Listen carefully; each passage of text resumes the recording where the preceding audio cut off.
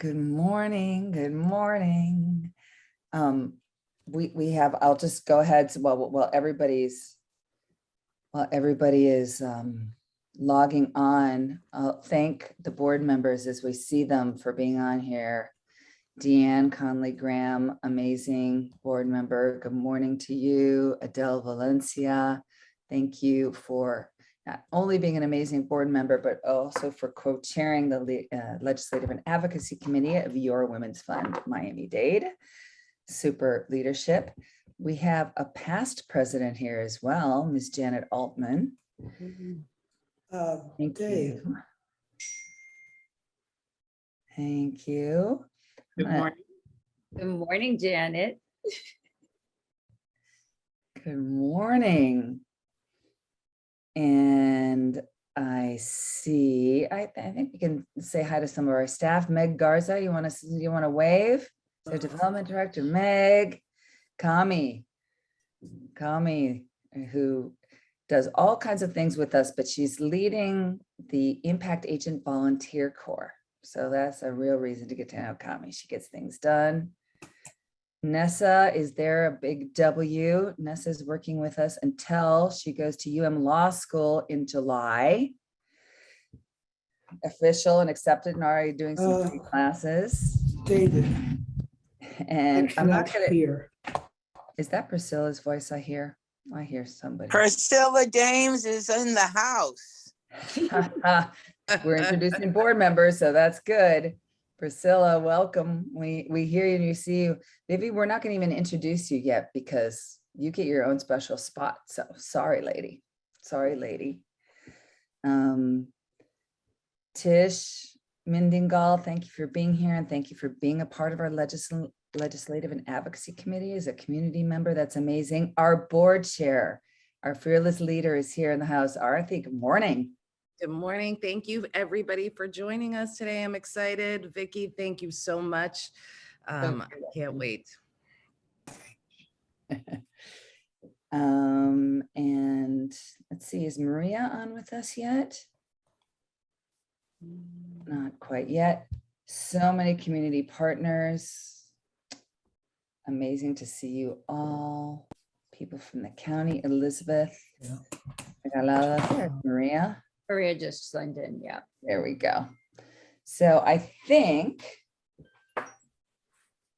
now that Maria is in the house, I'm going to do the official good morning and welcome everyone in the name of your Women's Fund, Miami-Dade, because you all know that that's true. We say it and we mean it.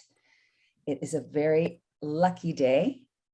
Not just because of the luck of the Irish, right? Not just because of the luck of the Irish, but we're very lucky to be here together in a really empowering activity. And we have proof of that because we've done advocacy in 2021. And this is a build and a consistency and something you'll be able to count on from your Women's Fund. So we have amazing community partners here. I will say, one other thing that we say internally that we cannot say enough publicly, the Women's Fund works here with each and every one of you collectively to leverage resources on behalf of women and girls in our community. We are truly stronger together and we're only strong when we're together. And we're really excited about that. So many of you know us very well, and we're not going to go into Women's Fund 101, but we will talk about right now something that's going to be a big reveal. And we're going to ask you all to engage with us in the understanding of how important it is to have data and to show what we are doing. And I think we're going to have everybody think about muting, except for Vivi and Dr. Elcheva pretty soon, because we are going to start before we hand over the baton to our fearless Vicki Lopez to do the full Advocacy 101. We're going to ask our board vice chair, Dr. Maria Ilcheva. Is Maria? There she is. Wonderful. to welcome us with a big reveal. That's why we're lucky. Luck of the Irish and lucky to have advancements in our data, in our dashboard. Good morning, Maria. Take it Good away. morning. Good morning, everyone. So many people already here. I almost feel like I'm late. What we will, Vicky, Vivi and I, and Vivi especially, will talk very briefly about the updates of the dashboard. But I want to welcome you first, all of you who have committed your time and will continue committing your talents to this very important work. What we're doing at the Women's Fund is simply working with other organizations and through the dashboard that you'll hear about, supporting that work by providing the evidence we all need to make the case for why this work need to be sustained, we need to pay attention to these issues.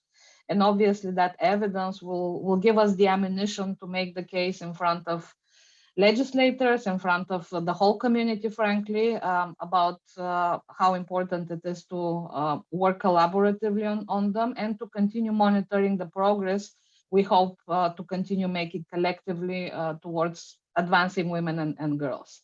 I'll speak very briefly about the dashboard. The dashboard's purpose is, as I said, to illuminate, to shed light on these issues, and eventually to lead us to a point where we can start connecting really these topics. You are familiar with the pillars of the Women's Fund, obviously, but we understand that they're interconnected, and eventually in the upcoming year, we hope to create an index which will talk overall about the progress, the stage of either economic development or leadership at which women are, and year after year will allow us to monitor these trends and to continue striving towards additional improvements. I won't speak in any more detail. I want Vivi to have the opportunity to show you where the dashboard stands currently. Again, reminding you that we released it last year and it's a work in progress. It's a dynamic dashboard that we will continue to add on and develop to make it more helpful to the community. Vivi will guide us through how we can search for some of the statistics and what we can extract from this data, and obviously Vicki will tell us, will give us the tools on how to communicate this information and how to become even better at advocating on these issues. Vivi? Yes, thank you, Maria. Good morning, everybody. Thank you so much for being here. So I'll take you on a little tour of the Women's Fund Gender Equity Dashboard, which was supported by the Children's Trust, especially this phase of it. As Maria mentioned, phase one of the dashboard was previously launched on October of 2021.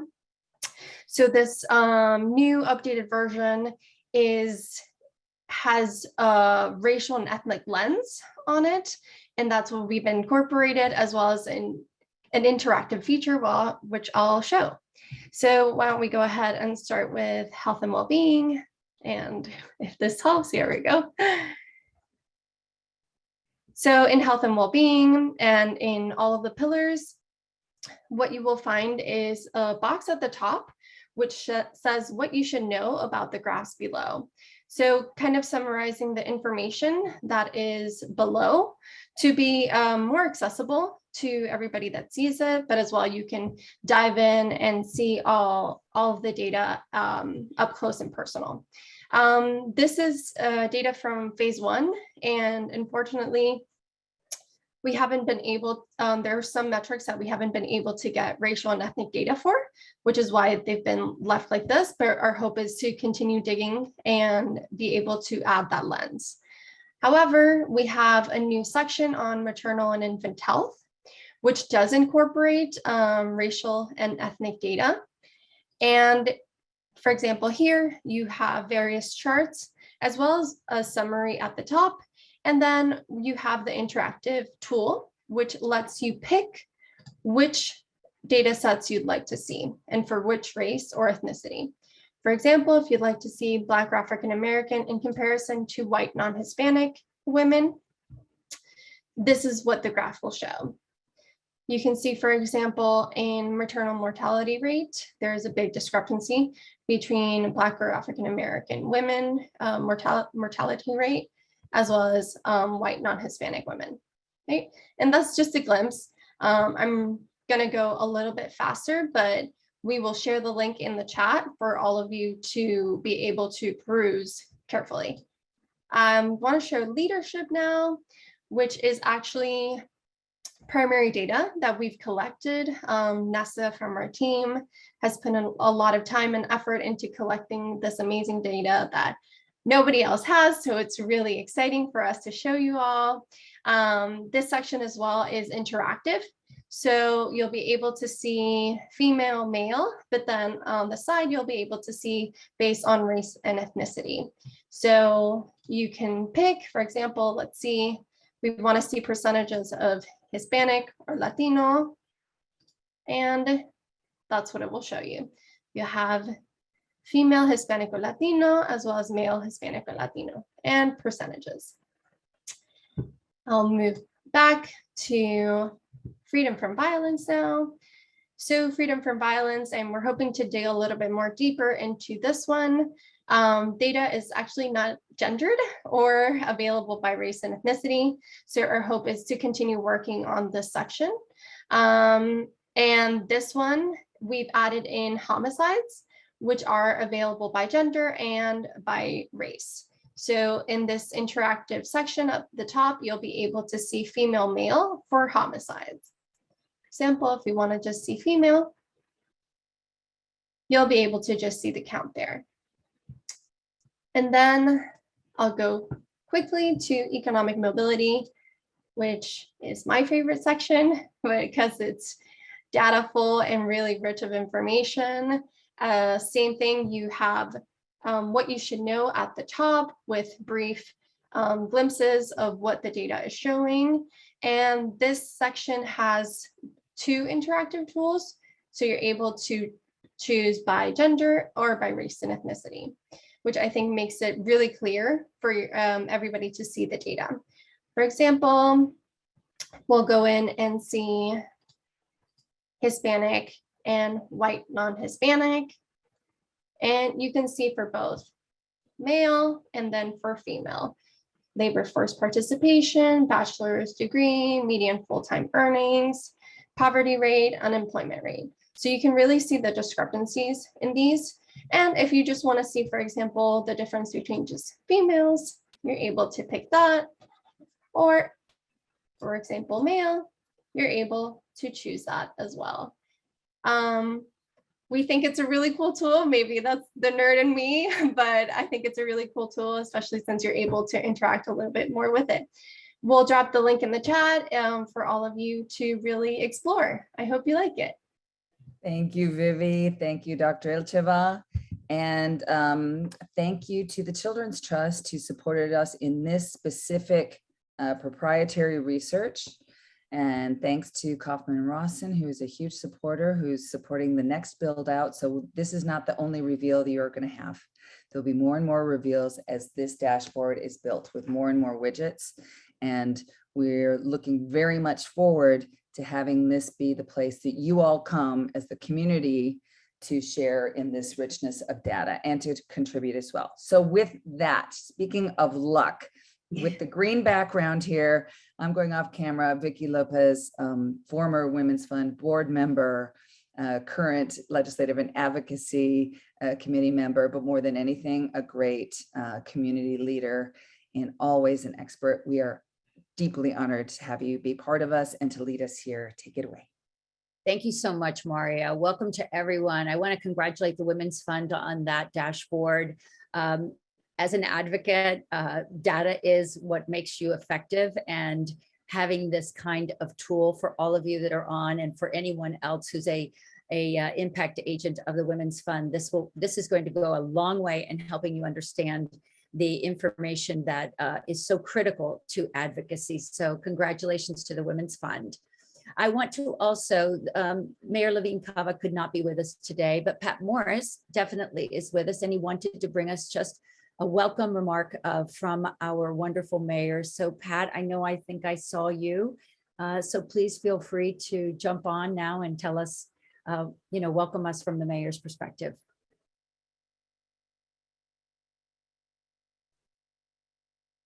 Pat? Might be on mute. Pat, we can't hear you. Hold on. We can't hear you. Always the technical difficulties of Zoom. No, not yet, Pat. Not muted. I can see you're not on mute, Pat. I can see your nice green tie. So more than anything, I think we could recognize Correct. the mayor and the presence of the team. Thank you so much, Pat, for being here, and thank Madam Mayor for her leadership. All yours. Yeah, Vicki. absolutely. So I'm going to share my screen and we're going to get started. So as you know, we did a Women's Fund Advocacy 101 back in August as we prepared for the budget process. And you know who I am. So just a couple housekeeping, if you don't mind. You all should be on mute by now. Please identify yourself as your name and organization in your name so that we know who you are. This is only exciting when we have a discussion. So please feel free to put your questions in the chat box. And I know that Vivi will be monitoring that with Camille. And they'll just, we'll just jump into some of your questions, unmute yourself to ask your questions. And the training is being recorded. We're going to have a couple of polls, which are very important to me and to the Women's Fund. So please answer the polls as they come up. So I have already one poll question because we want to know who's with us. And this would be a lot easier if we were in person, but we're going to have our first poll question, which Vivi, if you can put it up. Did you attend Advocacy 101 in August of 2021? So let's see how many.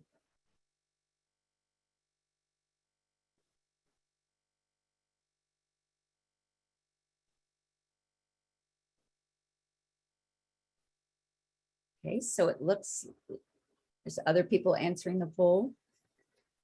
So we can see from this that approximately 1/4 of you have been here before. So I'm going to cover just briefly some of the information that we covered there and then move into the county stuff. There's been a lot that's gone on since August in politics, but we will quickly go through some of that stuff. I think it's important to put it all into context. So we can stop sharing that and we'll move to the next screen. So here's our goals for today, and they remain the same as they were in August. We're going to learn a little bit about the difference between an activist and an advocate, because some of you may be one or the other or both. The definition of advocacy, so you'll understand very clearly what it is that an advocate does, what it means to advocate under the Women's Fund umbrella, right? Because your understanding here is that the Women's Fund advocates on behalf of women and girls. We assume that you are doing some of that work as well in your organizations. We want you to understand how important it is to be an impact partner of the Women's Fund, helping to advocate for those issues as they pertain to your business issues as well, personal and business. We're going to look at skills and practical strategies for advocating on promoting the issues that impact women and girls, the difference between local, state, and federal advocacy. They're very different. Preparing you for your advocacy efforts if you're going to engage in advocacy, finding and contacting your legislators and local officials to set the groundwork for your relationship with them, the types of advocacy communications and the importance of a one-pager when you are advocating, how to interact with your elected officials to have an effective visit, and then how to maintain a relationship to be a resource for your elected officials and staff. So that's the goal today. So let's see about this activist and advocate. Be very clear that an activist is a person who believes strongly in a political or social change, right? And takes part in activities such as public protest to try to make that happen. Probably one of the best examples that we have is Tarana Burke. She actually founded the Me Too movement. She was a survivor of sexual violence, and she wanted to create a space, a platform for girls and who had similar experiences to connect with one another. Of course, way before the tweets, way before everyone got involved, way before this became sort of a international call for action, it was she that launched her online campaign on MySpace. So she is the perfect example of an activist. An advocate is someone who publicly supports or suggests an idea, development, or a way of doing something. Okay, so those are the two different definitions. So advocacy is really important if you're trying to advance your own organization's mission. I often tell nonprofits, you have to tell your story. You usually are trying to tell that story to potential funders. Here you're going to try to tell your story to those who actually can either provide funding for you or can provide legislation or policy changes that impact not only your organization, but those that you serve. Advocacy is talking to a reporter or an editor. I know so many people on the ground have made relationships, maybe with reporters at the Herald, but also with community newspapers. Like Grant Miller has community newspapers throughout the county. And so you should be talking to those kinds of people so that they get to know what you do and can be a huge resource in helping you communicate your issues to the community.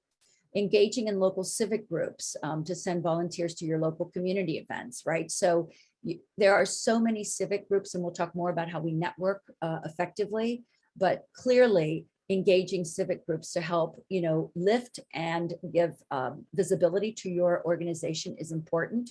Of course, telling your story to impact government officials is why we're here, and also educating the policymakers around your work and sharing the expertise, because remember, the experts are those on the ground, and that's all of you. Oftentimes, policymakers or elected officials don't have time to be an expert at everything, right? They may have their niche, but remember, they govern for all, and so you become an incredibly important resource for them. So we have now two questions that I'd want to ask. So Vivi, so here are the two questions. Do you consider yourself an advocate, both, or neither, based on the information that we discussed? So if you'll answer that first. And then the second one is, within which Women's Fund pillar does your activism and or advocacy fall? And obviously the four pillars, if you don't already know them, are freedom from violence, leadership, health and well-being, economic mobility. So we're just curious, first of all, who you are, and also if your advocacy falls within the four pillars. This is really important information for the Women's Fund, because as they begin to advocate on their behalf in these pillars, they are also seeking out how to leverage the resources of our community organizations that may be doing similar work within these pillars. So approximately half of you in the training are actually doing advocacy in these pillars, which I think is wonderful and very important. And many of you consider yourself an advocate, and about 25% of you are considering yourself both an activist and an advocate. So now we'll move into the next. Lobbying versus advocacy. And I always love to tell everybody, while all lobbying is advocacy, not all advocacy is lobbying, and it's an important distinction. So advocacy, as everyone may know already, is an action that speaks in favor of, or recommends, or argues for a cause, supports or defends, or pleads on behalf of others, right? So that kind of action or effort includes a public education, some regulatory work. If you're a lawyer, you're doing litigation or work before administrative bodies. You may be lobbying, you may be doing nonpartisan voter registration, nonpartisan voter education, and more. That's the definition from the Alliance for Justice, which I think really encompasses every single thing that advocacy includes. Lobbying, on the other hand, is defined as communicating with decision makers, right? So now we're talking about the people that can make a difference, the elected officials and their staff, and voters on ballot measures, right? About existing or potential legislation, including appropriations, and urging a vote for or against. And remember that lobbying is often, stopping bad policy, right? So we always say you can be lobbying for something, or you can be lobbying against something. It's all lobbying. And all three components of this lobbying definition are required. You have to have decision makers involved in it. You have to have actual legislation, and you're asking for a vote of one way or the other. Okay. So now I have three questions related to lobbying that I want you to answer for us. One is, are you engaged in any lobbying as we speak? If so, are you a registered lobbyist? And then I'd like to know where you're registered to lobby, either the federal, state, local, or none of the above.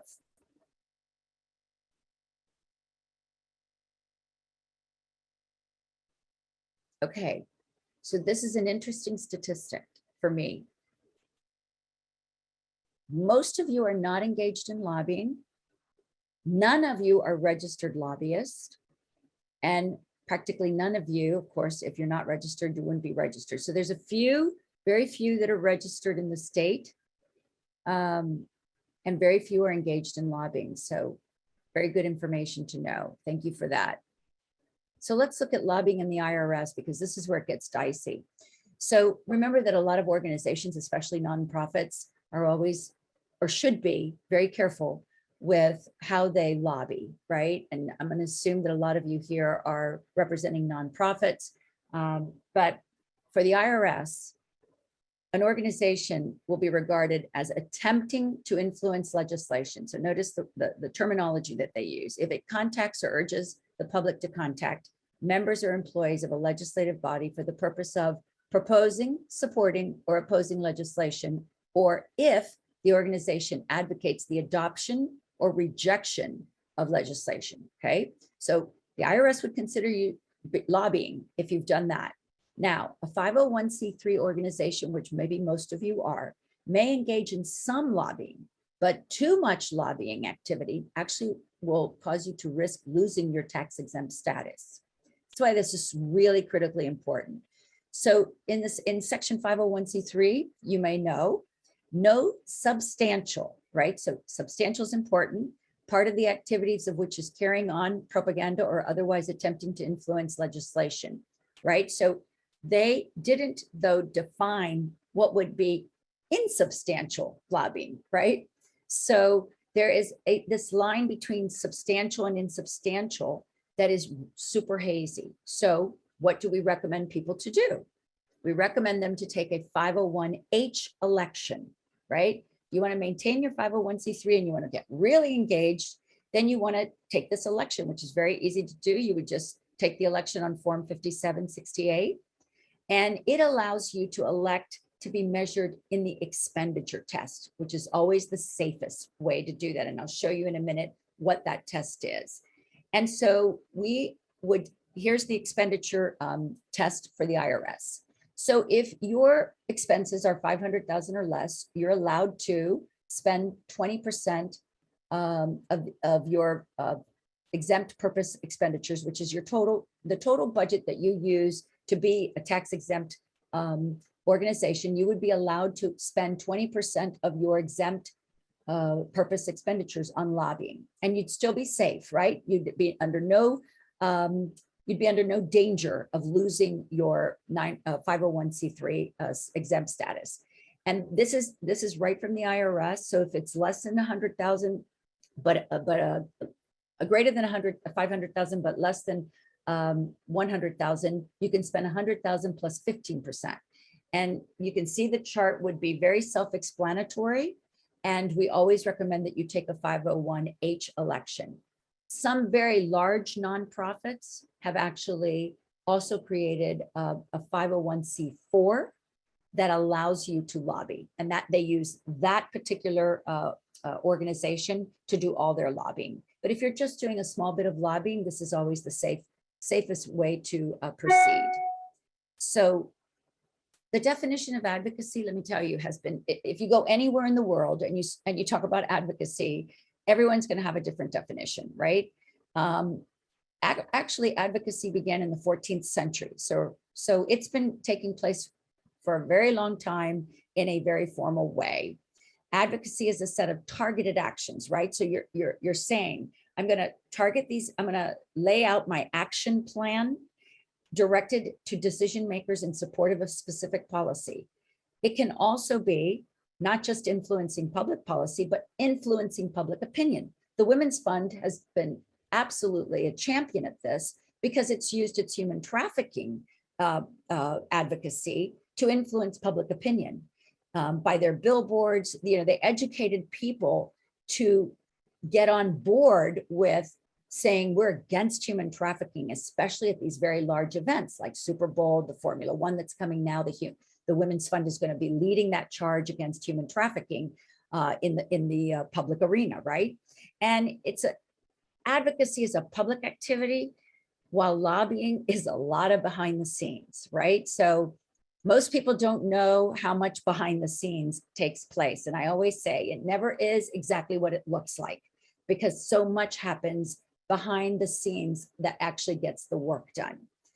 So here's the importance of advocacy. You're going to change this. And this is so important because we are not only doing this for funding, but for policy changes. We get to change people's awareness, their beliefs, their attitudes, their values, and their public behavior. We strengthen our organizational capacities when we do this because we improve our strategic messaging by promoting advocacy. And we also strengthen alliances. And I think this one's probably the most important of all three of them. We get to partner with people who are supporting an issue or collaborating with people and organizations who are actually, supporting the same issue, right? So for instance, let's use the human trafficking issue, which is an easy one. There are so many organizations and state-based boards that are all engaged in this fight against human trafficking. So the Women's Fund has networked across not only our community, but across the state to help sort of promote their advocacy message. And it has helped because, obviously we're always a greater force when we're greater than one. So that's probably the best importance part of advocacy, is strengthening your alliances, both locally and statewide. It also strengthens your support base. It actually improves your policies, your own policy development. The Women's Fund has really been looking at how they develop their policy, how they adopt policy, how they implement it. And we're going to have some questions around that in your own organization. And this is how the Women's Fund does it, right? It has, as those of you that were in early on know that Mahlia discussed that there was an advocacy legislative committee within the Women's Fund, right? And here are the members of them. The co-chairs are Dr. Pendergrass and Adele Valencia. And here are the members who serve on it.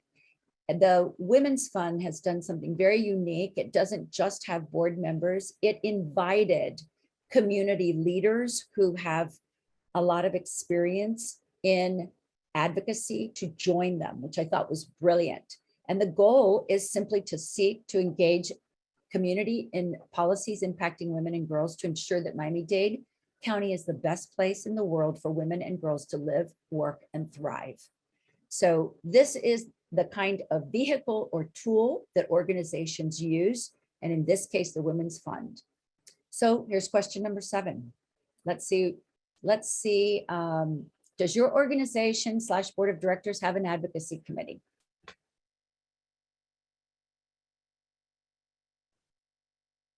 So as you're filling this out,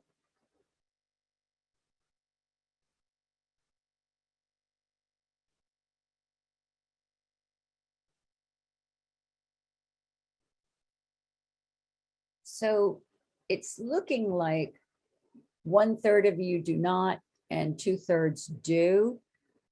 I'm sorry, 2/3 don't and 1/3 does. So I'm going to encourage all of you to make this an action plan for yourselves, to recommend to your boards or to your organization to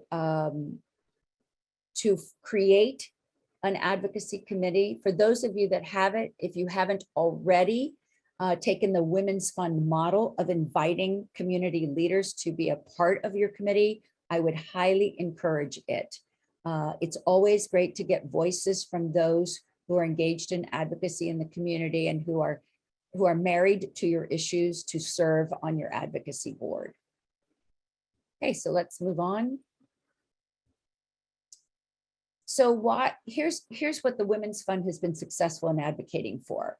They were very successful in influencing local government to look at a gender lens, which I think also is an important aspect, right? So for instance, when they were talking about a heat officer, right? They put a gender lens on it. I mean, of course, everyone believes that heat impacts everyone, particularly young kids, infants and young children, as well as the elderly. But the Women's Fund narrowed the focus to include the gender lens to include pregnant people, right, as a specific target. And so you can go now to this particular website, and as a result of the successful advocacy efforts of the Women's Fund, today we have a chief heat officer that the mayor created that position. And this is the 3 legislative appropriations that the Women's Fund presented to the Board of County Commissioners and to the mayor last year. And I think it's important that you look at it. Besides the chief heat officer, which comes under the health and well-being pillar, they also urged the mayor to support an increased investment in violence prevention and intervention services. That was under the Freedom from Violence. That was also funded. And they also urged the county commissioners to support an increased investment in early childhood education. That went under the economic mobility. And as a result, 400 new slots were added for 3 to 4-year-old low-income children and families. So I applaud the Women's Fund because they took 3 issues to the mayor and the Board of County Commissioners and got all 3 of them funded last year. So that these are stories, success stories, right? I urge your organizations to begin to tout your successes as well. Put them on your website. When you're talking to elected officials, you know, let them know that you're grateful for what they've been able to do in the past. Your successes are a springboard to where you will be when you're looking at the current one. So let's move forward. This is a great picture, right? Take a look at the Women's Fund poster at the back of behind Mayor Levine Cava. Prevent heat stress, pregnant women face an extra risk. So Maria, representing the Women's Fund, held like a press conference and included both of the mayors of the larger communities, right? Mayor Levine Cava and Mayor Francis Suarez from the city of Miami. A picture tells 1,000 words, right? Maria's in the middle. She's flanked by the mayors and her poster's in the back, right? And she's at City Hall in the city of Miami. She looks pretty powerful to someone like me. It could be you, is what I'm trying to tell you, right? I think you've got to have someone taking pictures whenever you're with public officials. You should post them on your website. They love the attention and you should love the attention, right? This is a win-win photo because the Women's Fund won in this case, and so did not the mayors for supporting it, right? So tweeting this kind of photo, putting it on your Facebook page, putting it on your website page, and thanking the elected officials for having supported this incredibly important initiative is really, and all of that can be said in one picture. So what's the power of advocating under the umbrella of the Women's Fund?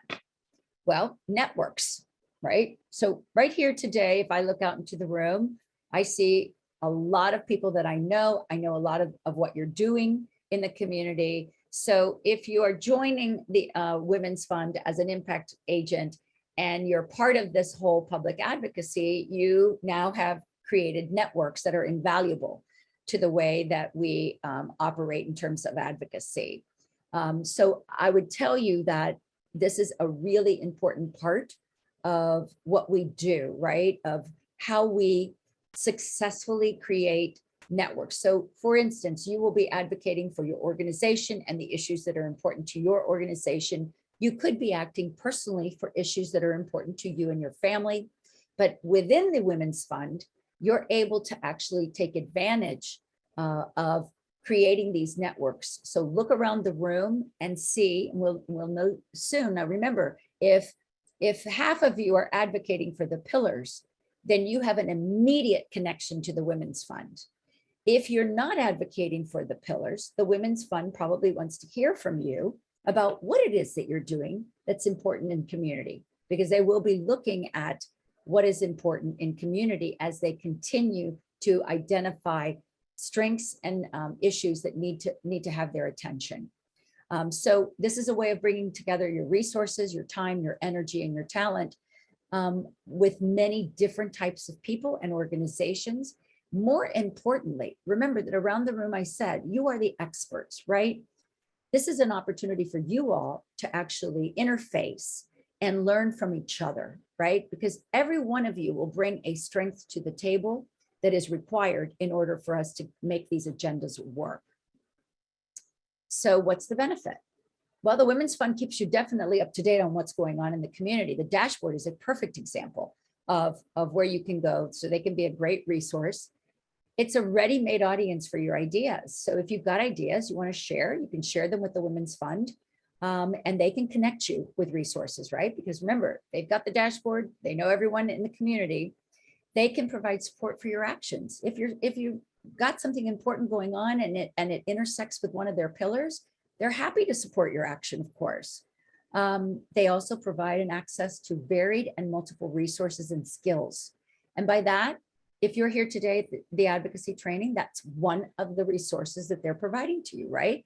They know the experts in the community in different areas of expertise, and they are providing that at their impact collaboratives as well as in these trainings. They can pool limited resources for a common goal, and that's super important. Sometimes you can't build capacity, but an organization the size of the Women's Fund certainly can. We can achieve things that a single organization cannot. And that's very simply because the Women's Fund literally has under its umbrella pretty much a lot of organizations that are important to the work of the efforts that impact women and girls. And so they can, together, we can do more things under the umbrella than we can, separately. We can form a nucleus for action. So you'll see that sometimes the Women's Fund says to you, look, we're going to be here. We need your help. And they did so at the budget hearings at the county and at the town hall meetings. They were there to support you, and you were there to support them. And of course, you can expand your base of support. So it's super important that you understand the sort of critical juncture between your agency and the Women's Fund. So I have a question for you now. Does your organization network with other groups to increase your advocacy efforts? Not whether you just sort of network, because I'm assuming all of you are networking. The question is, are you networking to increase your advocacy efforts?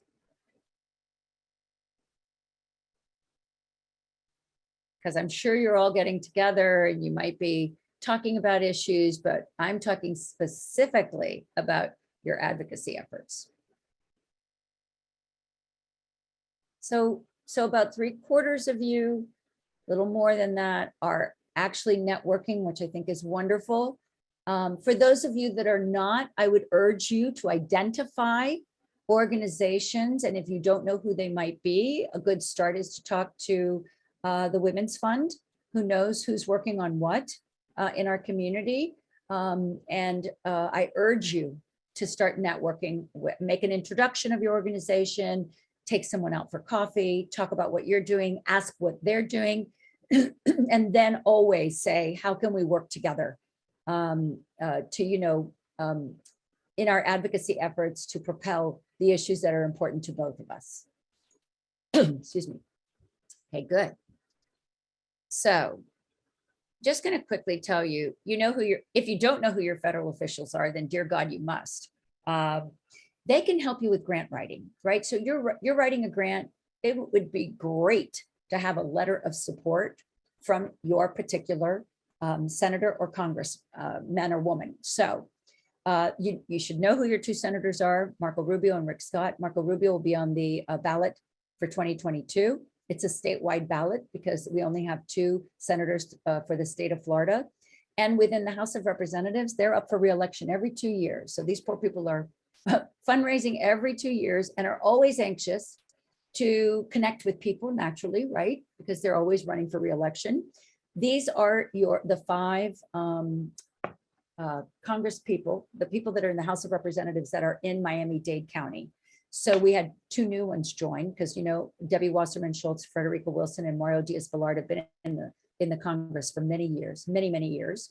Carlos Jimenez and Maria Elvira Salazar were elected in 2020. All of them will be up for re-election in 2022. Here's your state elected officials. This is important. The state just went through a redistricting process, which means every 10 years, we take a census and we determine where, you know, does everyone live? And then they go about the job of redistricting, meaning they've got to figure out, you know, Florida really had a redistricting effort this year because so many people moved permanently during the pandemic to Florida. So it increased the number of people that came to Florida. And so all the district lines changed. And in the congressional side, there's some new seats that took place around the Orlando area because they had such an influx of people there. So the more increase in population, remember our federal US senators, every state has two, but in the Congress, the House of Representatives, it's all done by population. So Florida increased its number of people that will be in the House of Representatives as a direct result of the increase in population. In the state, these are your senators. Chevron Jones is in the northern part along with Jason Pizzo. Manny Diaz represents Hialeah. Jason Pizzo represents the northeast part of Miami-Dade where Chevron Jones represents a little piece of the northwest area of Miami-Dade. Ana Maria Rodriguez represents the south part all the way down to Key West, to the Keys. And then Annette Tadeo's district was out west in the sort of Kendall area. She is resigned to run for governor. She was elected in November of 2020, re-elected in November of 2020 and resigned. So you may have recalled that there was a constitutional amendment on the last ballot that asked us if we wanted people to resign from their current seat to run for a higher office. So the only exception is if Annette had decided to run for the House of Representatives, she would not have had to have resigned her seat to do so. She would, and you have to do that by filing, by the filing date, which is in June. So she could have retained her seat and still run for a federal office. But anyone else, whether it's a local office or state office, must resign their present seat to formally run for another seat. So I wanted to let you know that.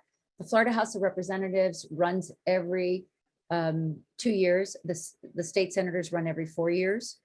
I want you to know that in redistricting, however, there are some seats that will be at the state Senate that will be 2-year seats, allowing them to run then 2 more consecutive 4-year seats. So it's very interesting, the process behind the scenes. And, you know, when we say behind the scenes, a lot of this, you know, is something that most people don't know. But here are your House of Representatives. The ones in green were elected in November of 2020. And there's going to be a lot of shuffling. Because of redistricting, all the lines have changed. A lot of people aren't running for re-election, like Nick Duran is not running for re-election. Mike Rico is running in District 36 for State Senate. Anthony Rodriguez is running for County Commission, so he's not running for re-election in the House. Juan Fernandez Barquin had to move into Anthony Rodriguez's seat in order to run for re-election in the House. So watch the change. We call it the dominoes falling. Brian Avila termed out, and it's rumored that he will run for Manny Diaz Jr.'s seat if Manny Diaz is leaving the Senate to become the Education Commissioner. So there's a lot going on here. And Joe Geller obviously is also termed out.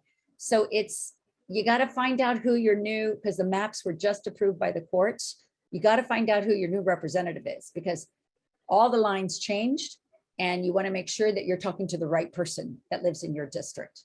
So I just wanted to point that out to you all. So let's focus now on Miami-Dade County's commission and the mayor. So I loved Tippy O'Neill's, we always say it, all politics is local, right? The more local you are, the more engaged you are in politics because you're closer to the people. So these are the people you really want to get to know.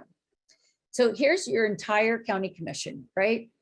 And this is by district. And I want you to know that they too engaged in a redistricting process back in September. And so their maps have changed. For instance, I live on Brickell, and it used to be that my commissioner was Raquel Regalado, but because of redistricting, my new commissioner is Eileen Higgins. So I now have this really, now I've met with her office because I wanted her to know that I'm in her district. I encourage all of you to figure out, and all you have to do is put your address or the address of your organization into the county website, where you can just put Board of County Commissioners, Miami-Dade County, the website will come up, and then it'll say, find your commissioner, put in the address of your organization, and you'll know who your district commissioner is. And then we'll talk about making appointments to see them and introducing yourself, because you may have the same situation I have, which is having to meet a new commissioner in my district. So just know this, we had elections in 2020 for the odd numbered districts, okay? So Vice Chairman Gilbert, Commissioner Hardiman, Commissioner Higgins, Raquel, Keone, Martinez, and Renee Garcia, Senator Garcia, were all elected in 2020. Now, the only one that was reelected was Eileen Higgins. She was already in District 5, but she had to run again.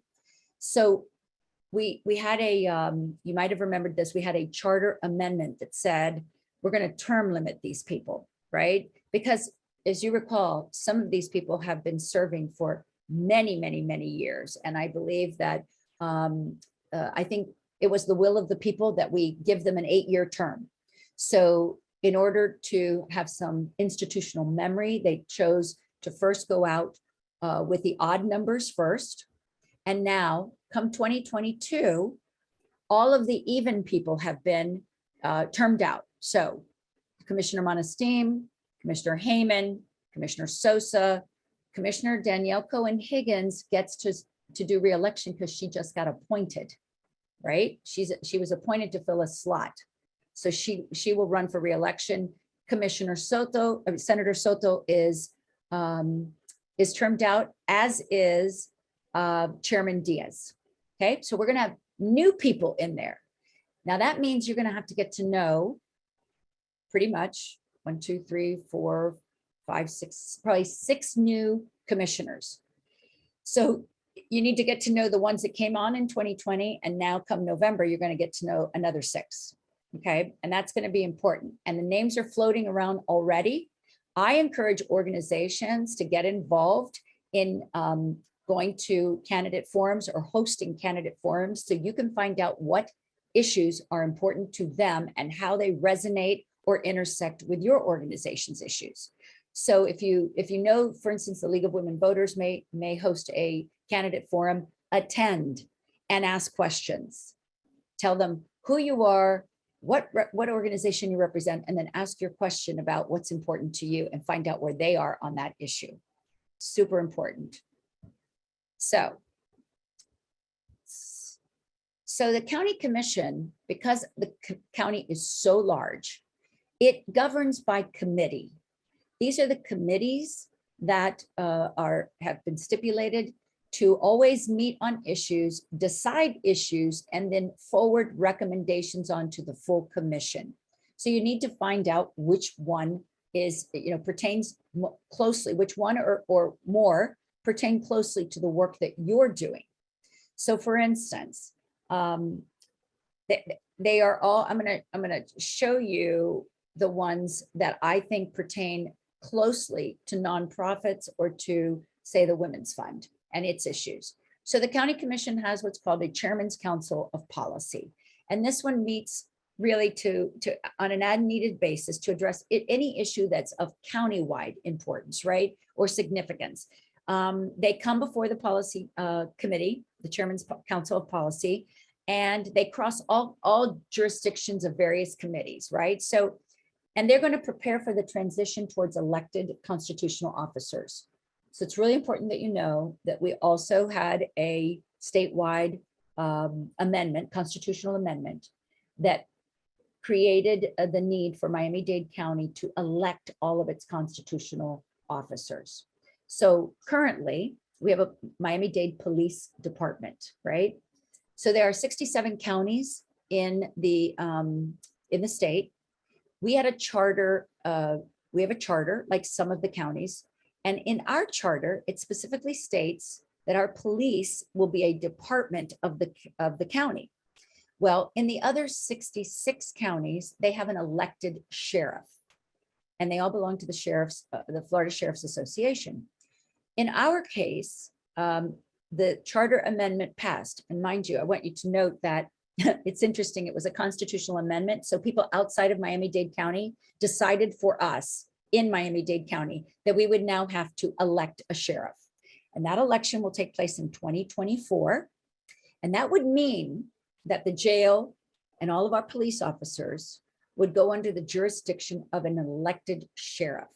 Because it is such a big change, this particular Chairman's Council of Policy will be looking at that issue and how to best transition to an elected a sheriff. The mayor herself is also looking at that, because remember, the police department is under the mayor. So if you do any public safety work, it's all been done under the mayor's authority.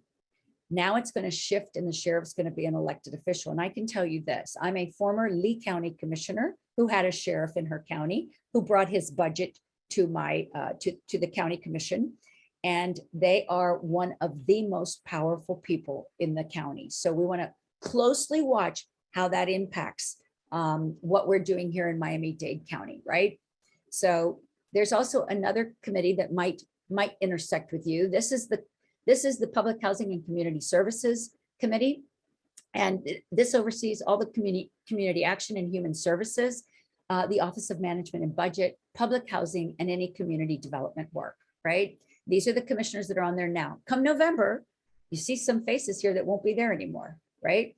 So they'll have new members with a new chair and a new vice chair. So you'll want to get to know the committee, the commission committee chair and vice chair, talk about your issues, because it will go there first, and a recommendation that will be forwarded to the full commission out of these committees.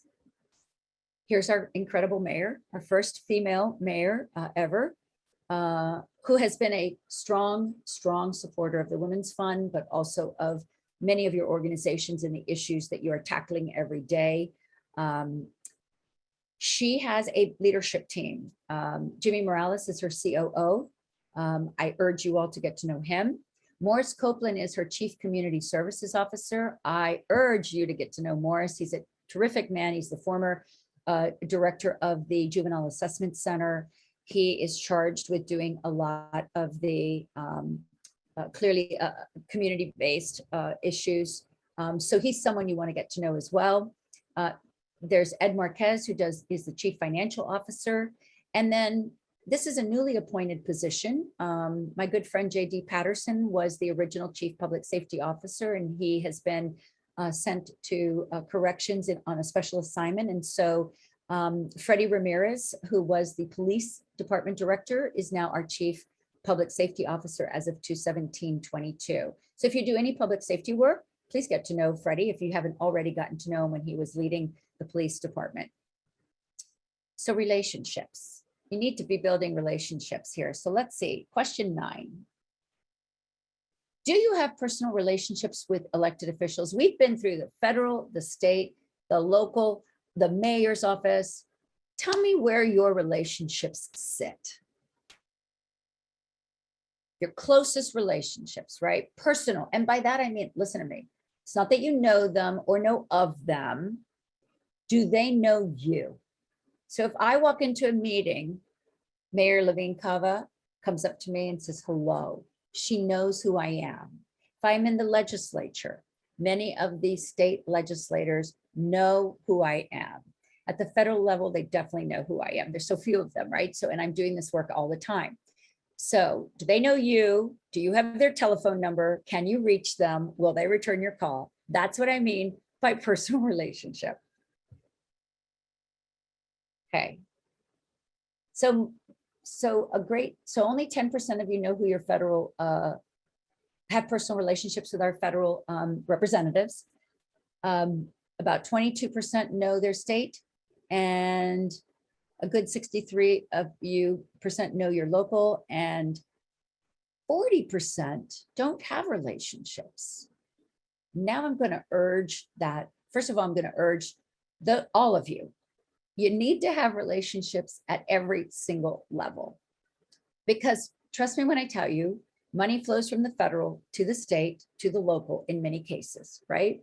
So for instance, if you do housing, HUD money comes to the state, HUD money goes directly to the local, and you have to be prepared to lobby on behalf of your organization at every single level, right? So they all have district offices. So don't let it disturb you that, you think federal, you think DC, how will I get there? That'll be costly. The same with the state. Oh my gosh, they're in Tallahassee, and that's cost prohibitive for many agencies to travel there.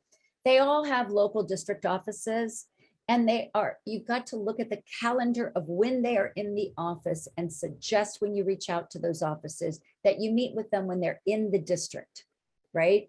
So we just finished the legislative session. This week, everyone's taking a break, but throughout the summer, a couple of things will be happening. Everybody's up for election. I forgot to tell you that because it's a redistricting year, every single senator and every single member of the Florida House of Representatives. So there's 40 senators and 120 representatives. They're all up for re-election. So this summer will be a flurry of election efforts.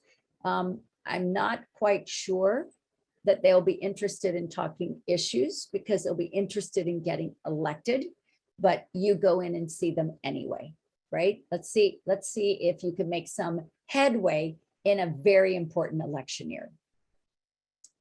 Okay, so I'm going to encourage you all, whether you have the none of the above it's a must. It's almost a mandate. For those of you that have local relationships, get to know the state and federal ones because they impact, and they all know each other. That's what you need to know. They all know each other. They all work with each other.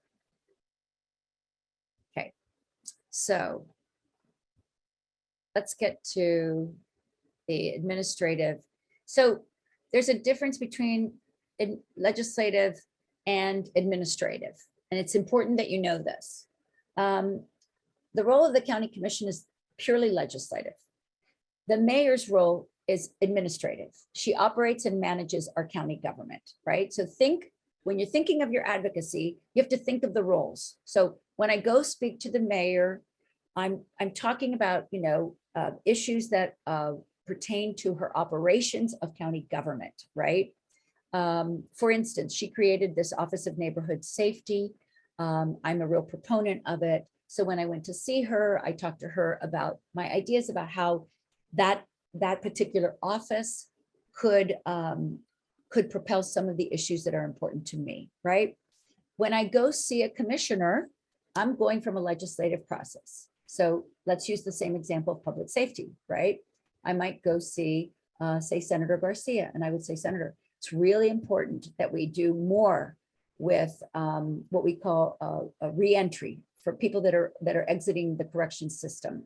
So I might suggest that he have a certain policy that I want them to all to create. So he might sponsor that legislation, right? Because I always have to look at who on the commission, and you better learn this. What are their important initiatives?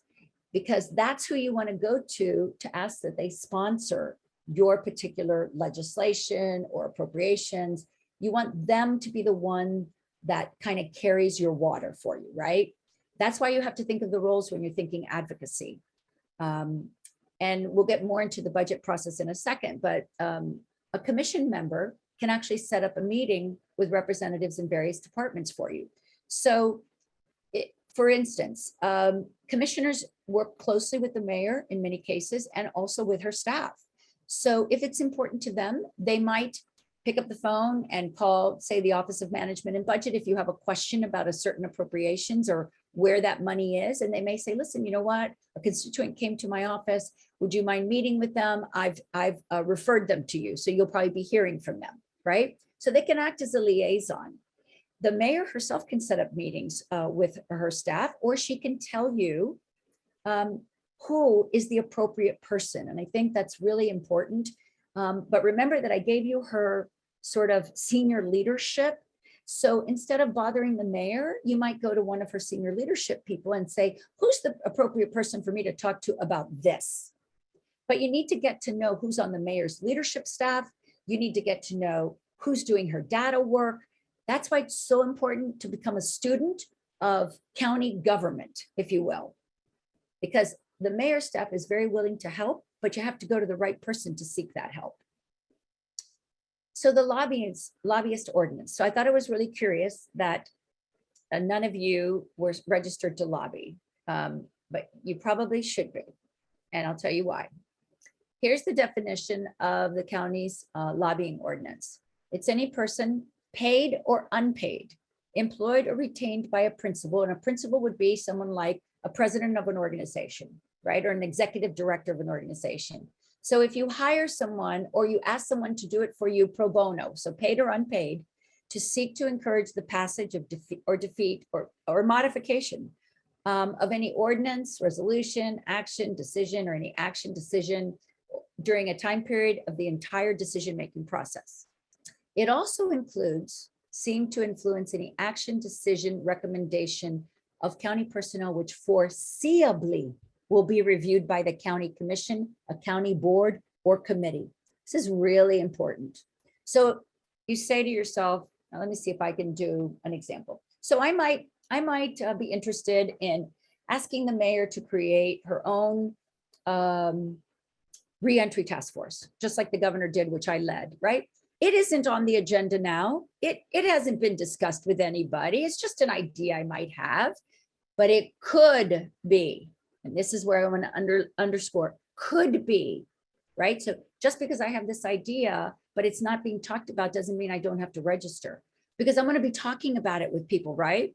I don't know if it's going to be passed. I don't know if anybody picks it up. I don't know if anything happens with it, but it might.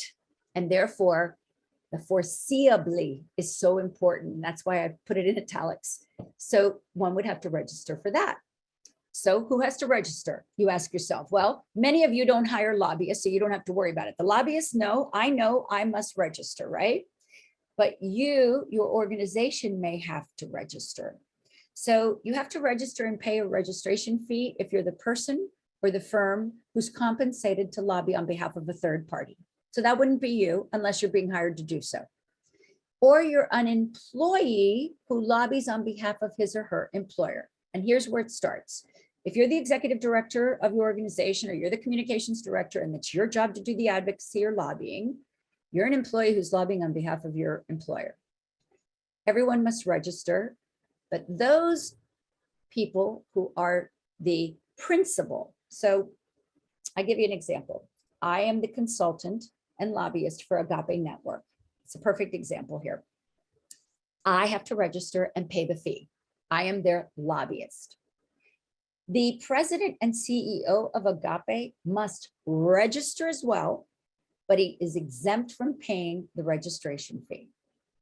See, that's a very important distinction, right? Because I take him to meetings with me. So he is lobbying. So he must register, but they give the principal who lobbies on behalf of his or organization a pass on paying the registration fee. So it's very important. Only the principal gets the exemption on paying the fee, but all of us have to register. So what's the definition of a principal, you ask? The president of a corporation, the owner, president, or chief shareholder of the corporation, or an individual who's been designated or has the apparent authority to make the final decision on behalf of the corporate entity, or a member of a corporate board who's been appointed by the corporation to serve as its representative during negotiations. So for instance, on the board of Agape, let's assume that the president and CEO is not going to be the principal, but they have determined, let's say for budget negotiations, right? Maybe we needed a good lawyer that serves on the board. He would have to register because he's now going to be the principal. He's been designated by the corporation to actually negotiate a contract with the county, right? So it wouldn't be the president and CEO in that case. So we would have to make sure that that board member is registered as the principal. Okay. So here's what has to happen. So 5 days before, from being retained or before lobbying, and then yearly by January 15th, principals who lobby on behalf of themselves, remember, don't have to pay the $490, but they must register. So everybody registers. You have to do it within 5 days of being retained as a lobbyist or before you lobby. That could be the principal or the lobbyist. And then every year thereafter, and you must pay the $490 except for the principal. The documents you have to submit to the clerk of the board prior to lobbying is a lobbying registration fee, a principal authorization to lobby. So every principal has to state that they've engaged a lobbyist and that they do represent them. And very important, a principal may never pay a contingency or success fee. So if somebody says to you, listen, if you get this appropriations, I'll give you $100,000. You must say absolutely not. And you must remind them that they cannot do that. That is against the law. Okay. And then you must attend an ethics course, and you have to attend it within 60 days after you register. Everybody has to attend it. And every 2 years thereafter, there's what's called a refresher course. Okay. Very important. So now that you're registered, you can go have your meetings, right? You can peacefully go, and you're going to have one-on-one meetings, I'm going to assume, with the elected official and or their staff. Okay, now remember this, it's really important. The one-on-one meetings is what I call pressing the flesh, right? You want to get to know them. And thankfully now pandemic's over and the government's open. And so it's important that you have face-to-face start to have face-to-face meetings where you're creating relationships, right? But remember this, I've always said my best relationships are not with the elected official, but with their staff. And I mean that, especially their schedulers. You may not be able to get a direct meeting with an elected official, and you thank the staff or the scheduler and you say, is there anyone else on her staff that could take this meeting? Because, let me tell you how it works. You get a relationship with the staff, they're always going to brief the elected official, and they can become your best friends, because if they have a relationship with you, they can advocate on your behalf as well, right? They can tell, for instance, commission staff, I can meet with their chief of staff or their district director. Well, I know that if I'm beginning to have a good relationship with them, they are talking to their commissioner. They're saying, listen, I met with Vicki. This was her idea. She wondered if you would support that. And so for me, it doesn't matter who I'm talking to as long as I get what I'm asking for. So remember that, super important. Don't get disappointed. These people are super busy. And as I told you already, they're running for re-election, right? So there's a lot of people that, I'll tell you this, there is I always call it the domino effect. There are people on the commission now that are running for other offices in their communities. So you may not get to talk to them, especially those that are terming out, because they may be engaged in an election of their own in a different municipality or jurisdiction. So take the meeting no matter how you take it. Scheduling them. So here's the tip. You got to have a 2-minute summary, right? Every commission office asks me, I just wrote someone yesterday, right? So this is the way it goes. You call the office. You're going to get someone on the phone. It's not going to be the elected official. And they say, how can I help you? And you say, hi, I'm calling. In my case, I say, it's Vicki Lopez. I'm calling on behalf of the R.E.J. Arteaga Foundation to request a meeting with the commissioner. And they say, can you please send us see how quickly that was? My name, the name of the organization, and that I'm requesting a meeting. And they say to me, without fail, every single commission office, can you send so-and-so an email? In that email, I will say, I always ask for the name of the chief of staff before I hang up. And I'm telling you, I already know, but this is what you would do. Who's the chief of staff? Get their name, proper spelling. What is their email address? Because some offices will direct you to like district2@miamidade.gov, which goes to the scheduler, or they'll tell you, send it to the chief of staff, or they'll tell you, send it to the district director, get the names of everybody that you possibly can, and get the name of the person that you're speaking to, and then write your email.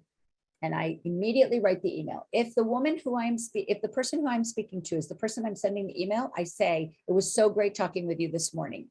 Thank you for providing assistance in coordinating the meeting my meeting request. Then I say, I would like to meet with, if it's Vice Chairman Gilbert, I'd like to meet with Vice Chairman Gilbert to discuss, and then on this case with the R.E.J. Arteaga Foundation, I wrote, the activities of the R.E.J. Arteaga Foundation that take place in his district, right? Because commissioners are somewhat, because they get elected by their district, they spend a lot of time trying to support things that are in their district. So I make sure that they know that there are activities taking place in that commissioner's district that we think would be important for him to know. I also add, we'd also like to explore ways in which the foundation can assist the commissioner in his district. And then I say, below is a summary of the organization and what it does in his district. And finally, I say, the person who will be attending the meetings, because they'd like to know who's attending the meetings, is myself, their lobbyist, and the executive director and founder. And I give the name. And lo and behold, you'll get a meeting because you've done your due diligence. You've called, you know who you're talking to, and you're writing, and the hook is in his district or in her district, right? Remember that when you schedule, you try to limit your time, right? So I always tell the scheduler, I only need 15 minutes. If a commissioner is really excited about talking to you, you're going to get more time. You get more time if you see them in their district office. So remember, commissioners have two offices, an office at County Hall where they meet and an office in their district. I always meet at their district office unless they tell me that they're going to be at the downtown office, right? Because in the district office, they always have more time. So I say, if they tell me that he or she is really busy, I say, oh, I only need 15 minutes, right? Because you always need to have a hook on how to make sure they don't hang up without you getting your meeting, right? Or in an email, right? So at the state level, you often only get 5 minutes. So you got to be really good at messaging. You got to be really good, right? You got to have your talking points, 3 talking points, who you are, what you do, and what you want from them. Because I can't tell you how many commissioners and legislators have said to me, my God, today I have 4 meetings. They came in, I don't even know what they want. Now, can you imagine? It's a missed opportunity. Be specific about what you want. And then if you can't get the appointment, try catching them. Listen, I'm famous for tracking them down, right? If you can't get a meeting and it's important and you need to see them, I go to the commission. I go to the committee meetings. I'll grab them at the end. So it's a perfect way. You say, excuse me, Commissioner, I need a few minutes. And they walk and talk. So be prepared to have your messaging very, very concise and succinct. So I have a question for number 10. So let's see. All right. So do you intend to schedule meetings this year with either the mayor or the commissioners to advocate on behalf of your organization? And if so, are you going to lobby for the organization? You're going to schedule a meeting to talk about your organization, the Women's Fund, or both, or neither? Okay. So it's shaping up that a quarter of you aren't scheduling any meetings. A third of you aren't scheduling any meetings. So I'm going to urge those that aren't scheduling meetings, even if you don't have an ask, you better get in there and start making relationships.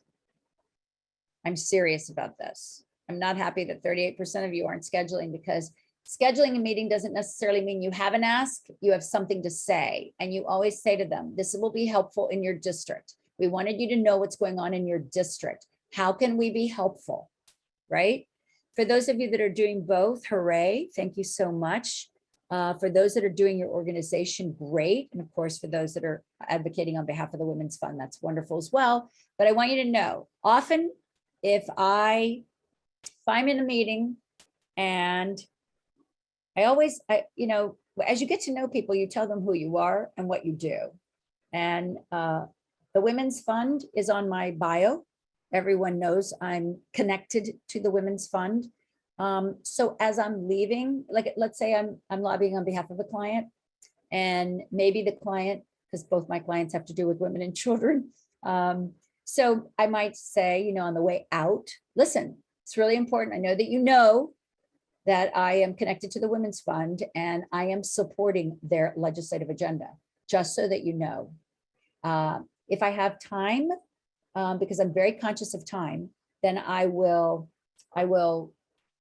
depending, because you know you have to use instinct here. If you've already gotten what you wanted, then you can spend a little bit of time saying, well, I also wanted to just let you know this, right? So it's kind of like an aside, but you're getting it in. So for those of you that are doing both, thank you so much, because I think both give you some strength, and identify that you're part of the Women's Fund in whatever way that you are. Okay. So communications. This has got to be the most important thing, I think, besides scheduling the meeting, is how you present yourself, how you communicate your issues. A handout, everybody comes with a handout. I tell you, I see people with like these brochures, they're never going to read them. I'm so sorry to tell you. If you could picture, I always say to everybody, if you could picture yourself as one of 1,000 people they've seen, they would now picture what 1,000 brochures would look like. And if you really think they go through it, right? So let's not kid ourselves. Let's take what we know they will look at. So a handout. I often say it should only be one page. It should be in bullet form. They're not good at, they don't want to read too much, because really words, just the facts, right? And that's why it says organized, factual, and easy to follow. Try to do it in a professional way, right? Your organization's name may be on your letterhead. And I always say pictures, you know, tell 1,000 words. So you could have maybe a couple of pictures at the bottom that demonstrate what you've said in the talking points above. In emails is another way of communicating with them. Numerous individuals use this. They may identify themselves as members of a group, or are more effective in their communication from an entity purporting to represent numerous members, right? So for instance, I'm a member of the Junior League of Miami. I am also on the board of the Junior Leagues of Florida. And so when we identify ourselves and we send an email, I know that they know who the Junior League is. So I always identify myself like that. Hi, and if it's about a Junior League issue, right? I'll say, hi, it's Vicki Lopez. I know you know that I am a member of the Junior League and have been involved in the State Public Affairs Committee for 19 years. As you know, they don't listen to me. They never know, but I'm always gracious to give them the, as you know, we represent 22,000 women and their families, right? So immediately they're thinking 22,000 votes times 2. It could even be 44,000 votes if it's a statewide elected official. So it's important that you identify yourself with groups, because they're interested in numbers, right? The form, the emails, well, easy to get your members to send them. I don't think they carry as much weight as a personal message, right? So I always get these emails from organizations that say, listen, can you help us? Will you send this email? And then they send me the email, and I chuckle, because they've sent that to maybe 300 people. And so we're all 300 of us are going to say the same thing. I don't think so. I think personal messages, especially if you know the staff, especially if you know the elected official, carries far more weight. And make sure to include your address and let the member know that you live in his or her district. So whenever I talk to Commissioner Higgins, I always remind her, or her district staff is Nancy. I always say, Nancy, you know, I'm so excited I live in the commissioner's district. actually, when the redistricting happened, I saw her and I said to her, thank God you're my new district commissioner. I'm so excited, right? So letting them know that that you're in the district and you're excited to be in their district and how can you be helpful, right? Because that's how you form relationships. This is not about taking or asking. This is about a two-way street. And that's how you form these long-standing relationships. So this is a perfect example of a handout. And I don't know if Pat Morris is still with us, but Pat Morris, as the chair of the nonprofit business committee at the chamber, worked with FIU to study the economic impact of the nonprofit sector in Miami-Dade County. So look at how fantastic this is, right? So the title page tells it all. So what are we going to talk about? Economic impact of the nonprofit sector.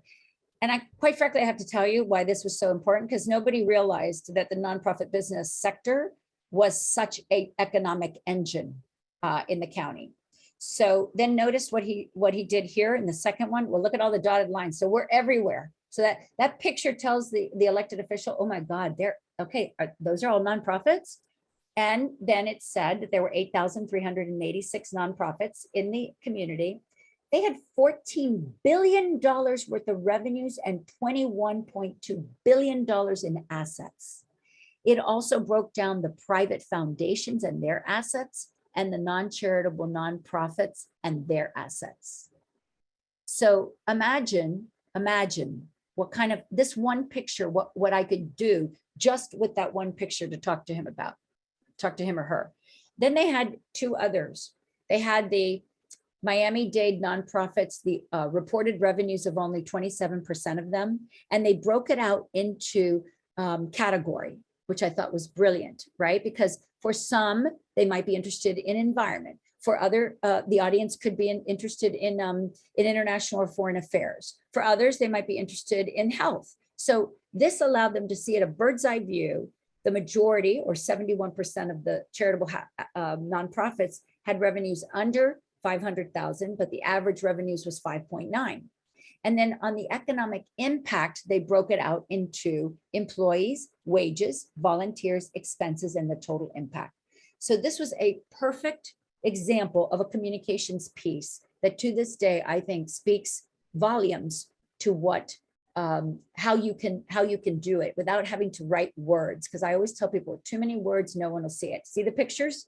Pictures are telling the story without them having to tell the story. And then they did this for the future of the sector. So here was their ask. Here were the challenges, here were the opportunities. And they could very easily talk about how the elected official could assist in those areas. Okay, so public input. So now that you've registered, you've gone to see the commissioner or their staff, now they're going to hold public meetings. And so now you should be very well prepared to get up at the mic, right? So at the county commission, you get an opportunity to speak before the full body. I get there early. So I don't necessarily need to sit through 3, 4, 5, 6 hours and wait for my turn to speak. There's always a great deal of people who are wanting to speak. So I get there really early and I get one of the early numbers, if you will, so that I'll be called first. It's imperative that you do this. I know no one wants to get there early. I take my computer and then I keep working there, but I've got my number. Public input, public comments are limited at the county commission. They can be limited to 3, but I've been seeing limited to 2 recently. So 2 minutes to tell your story. You better practice that if you're not used to it, because there is a clock in front of you. There is a clock around you. There are 2 what we call sort of monitors that are security folks. So once the 2-minute hits, they'll come over and escort you off. So you don't want to look like you're being dragged out like the guy off the stage with the hook. You want to be really prepared to tell your 2 minutes. And I always say, try not to take the 2. It is so well appreciated. Like I try to finish at 150 when I say, I'm so appreciative of all your support and thank you for the consideration of this issue. And I walk off. I don't wait for somebody to tell me, oh, your 2 minutes are up, or I don't wait for for the guys to come up to try to, that's a bad look. It's a bad look. A professional knows how to do this. You time yourself, very succinct. Don't go up there and talk about everything in your mother. Talk about, I'm here to speak to. So remember, good, let's say it's a morning meeting. Good morning, Mr. Chairman, members of the commission, Madam Mayor. That's it. If you don't start like that, you haven't shown the respect that you should show to elected officials. Then I say, I'm here to speak to you about, and this is, this is what we need. Thank you. Thank you. If the mayor has already included it in her budget, don't miss the opportunity to thank her. Because remember, her budget goes to the commission and then they do their maneuvering there and they do their negotiations with her. So I always, and turn to look at her. So you'll be facing the commission and they're in like a horseshoe. The chairman's in the front. You're strictly looking at him. When you're talking to the commission, you're looking at all of them. And when you thank the mayor, I always do this. And thank you, Madam Mayor, because she sits over here. So she's a little bit behind. I want her to know how important she is for all of her support, right? So it's very important that you do that. Please don't get emotional. I've seen more people get emotional talking about their work. And yes, it is emotional, but you have to remember you're a professional. You're the expert. You're speaking on behalf of those that you serve. So pay close attention to your message and then stay civil. I have seen people who have criticized some commissioners that they felt failed them. Please don't do that. You're always thanking people, whether that it works or it doesn't work in your favor. You're always thanking them for the opportunity to speak. Okay. So do's and don'ts. Okay. I want you to clearly identify the subject of your interest and try to keep that list short. Right. So if you're talking with a legislator, say, because remember, at the state level, they use what's called bill numbers. At the local level, they use ordinances, and those also have numbers. Be specific about what you're talking about, right? So that they don't have to think, well, what was that? Or which bill is that? Or which ordinance are you referring to, right? Be clear about it. Make your points, as we said, concise and clear. Explain your connection to the issue and its impact on either you or others. So when I'm talking about public safety, I always talk about, this is something I led for Governor Bush in this state, and I'm so happy to be able to bring that expertise to you today, right? Try to determine the member's stance on the issue, right? So I've always said, you better find out where the legislator or commissioner is on any issue. How do you do that? You ask the staff, or you listen, or you read the newspaper. If you're not reading the newspaper, if you're not reading Florida politics, if you're not reading the Herald, if you're not reading, the community newspapers, they tell you everything you need to know about where everybody is. So be very, very clear about where they stand, because imagine if you come in and talk about something that they don't like and have voted against. That was a waste of a meeting. And now the person is not happy, and you always want them to leave happy. So remember that when you're talking to your audience. Use your personal experiences in outlining your position or concern. So let's say you've been a victim of domestic violence, and now you're working with an agency or you're advocating on behalf of more funding for domestic violence. It's really great for you to be personal about it. You can say, I too have been a victim of this, and this is how it impacted my life. And I'm now devoted to this issue for the obvious reasons. And so we need your help, because now you've given him a reason to look at you, and now you're the person who had the issue, right? Very hard to say no to someone who's sharing their personal story. And respect the time constraints. My God, do not let the staff come in. And quite honestly, I'll tell you this. Sometimes a legislator, a mayor is so excited about your issue, and they're going on and on and on because they're excited. And the knock comes on the door and you see the staff. I don't even let the staff say anything. I say, oh my goodness, I absolutely know we're well over time. Now, it wasn't my fault. It was their fault. But all right, we're not going to say anything like that. We're going to say, we understand the mayor's time is super important. We've taken up too much of her time. We're leaving now. So I've saved the poor staffer from having to tell her you've got an appointment outside waiting. And I've given her a pass, right? So that she doesn't feel, oh gosh, I'm behind schedule. I'm like, no, we've got it. We're up, we're out. No dilly-dallying. Be respectful. He or she is giving you their time. Don't take advantage of it. I want you to provide a brief synopsis of the issues and key points. That's what your leave behind is, right? So you're always leaving something behind. 1 page. I think you all know I'm an incredibly dedicated and passionate advocate. And when I advocate on issues, they know it. And they know that it's important to me because I'm being really passionate about it. Expect questions and be responsive. I can't tell you, I've never left a meeting where there haven't been at least 3 or 4 questions. At times I haven't had the answer. I don't lie. I don't make up the story. I say, listen, you know what? I don't have the answer to that. It's a great question.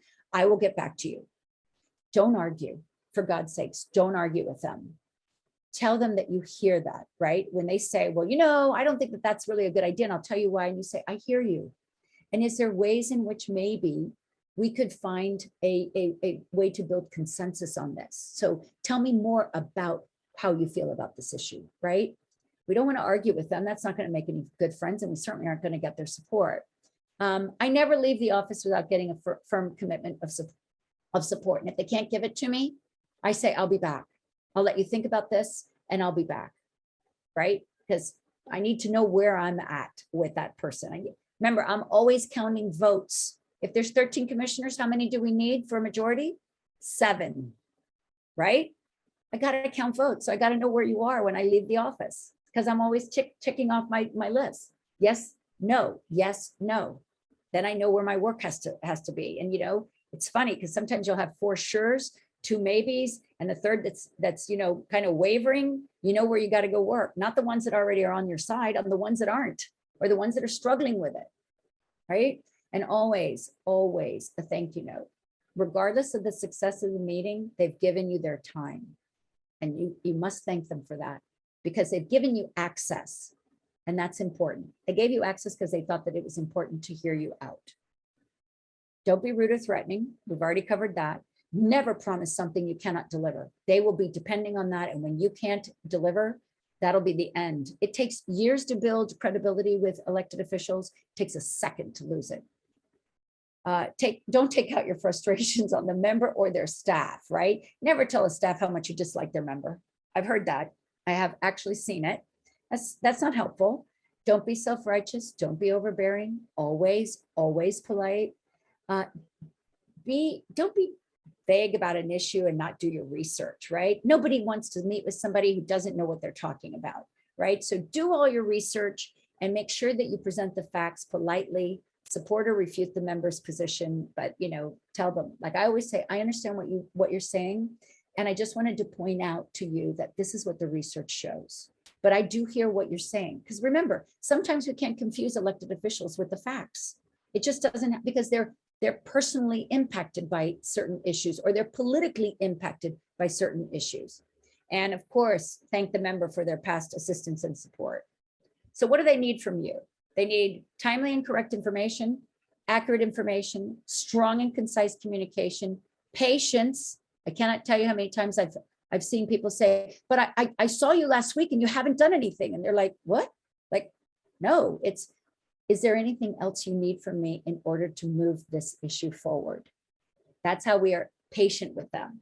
As a constituent, you're their greatest resource. Remind them of that. Remind them you're there as a resource and understand the issues through exposure to your constituents. That's what I tell them. Listen, I am representing your constituents. These are the people in your district. These are the issues that are impacting them. Engagement. So not just meeting with them is important. You all are having major events, fundraisers, you're doing things in the community. Please invite your elected official to come there. And they love those things because it's a way for them to get out into the community and get attention, right? So remember the pictures. Pictures, 1,000 words, have people taking photos and giving them all the credit on your social media. Don't go dark after meeting them. I'm always in the loop, and I'm not always in the loop with them. I'm always in the loop with their staff. Any more information? Can you tell me where we are? I'll give you an example. I met with Nancy from Commissioner Higgins's office on an issue. She said she was going to check with the chief of staff. So I've periodically checked in. Any new information? Do you need any further information to make a decision on that? So always checking in. attend their town halls and any events. You know, they're all feeding the poor now. And so go to them, introduce yourself, say, I'm here to help you. I'm going to give you an example. I walked for CFO and former Senate President Jeff Atwater when he was running for CFO. Nobody thought he could win. I went and walked for his campaign. Years later, I called him because I needed a favor. And the first thing out of his mouth was, I still remember how you walked. This is 7 years, maybe 8 now. I still remember how you walked for me when no one believed in me.